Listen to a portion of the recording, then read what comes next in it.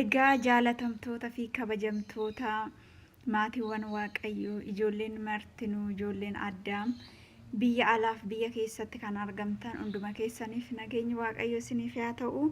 Ameen. Hunduma keenya wajjin haa ta'u isiniin jedha.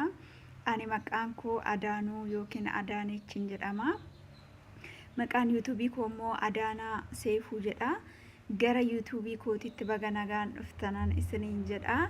Egaa yuutuubiin koo kun chaanaalii haaraadha dhiyoo amman bane jechuudha.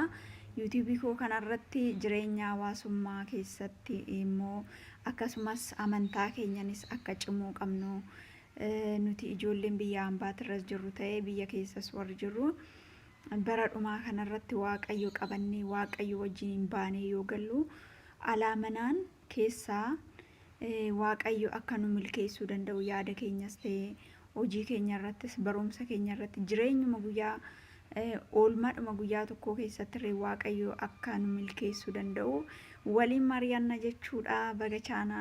Baga nagaan naa dhuftanii gara chaanaalii kootitti hiriyoota keessaniif sheerii, saskiraayibii, laayikii gochuudhaan na hordofaa maatii koo ta'a jedheen kabajaan isinin gaafadha. Egaa anis bara jireenyaa koo keessatti bu'aa bayiin dabarsee fi gaarummaa Waaqayyo naaf godhee immoo biyya godaansaa kanattis ta'e yeroon biyyas jiru daa'ummaa kootii kaasee hanga umurii kanaatti Waaqayyo araarriif jaalalli Waaqayyo wanta naa godhe hundumaa asirratti sheerii isiniif godha. Maaliif namni bara jireenyaa isaa keessatti jireenyi yeroo tokko nama gaddisiisa, nama gammachiisa.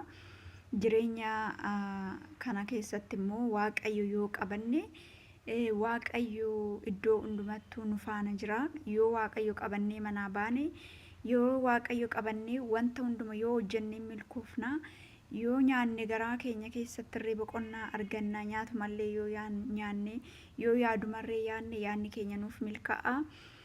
Waan hundumaa Waaqayyo qabanneeti kan nuuf ta'u jechuudha. Jireenya biyya lafaatiifis ta'e jireenya lubbuu keenyatiifis Waaqayyo qabachuu akka qabnu waliin mari'annaa. Jireenya koo keessatti wanta baay'een dabarsee amma umurii koo keessatti ani garuu araara Waaqayyoo fi gargaarsa Waaqayyootiin qormaata diinni naaf qopheesse hundumaa bira darbee arrammoo Waaqayyo qabadhee Waaqayyo abdii naaf ta'ee jira. Isinis haala kamiin qormaatuma kam keessa yoo taatan Waaqayyo akka qabachuu qabdan, Waaqayyo akka abdachuu qabdan waliin haasofna, waliin mari'anna.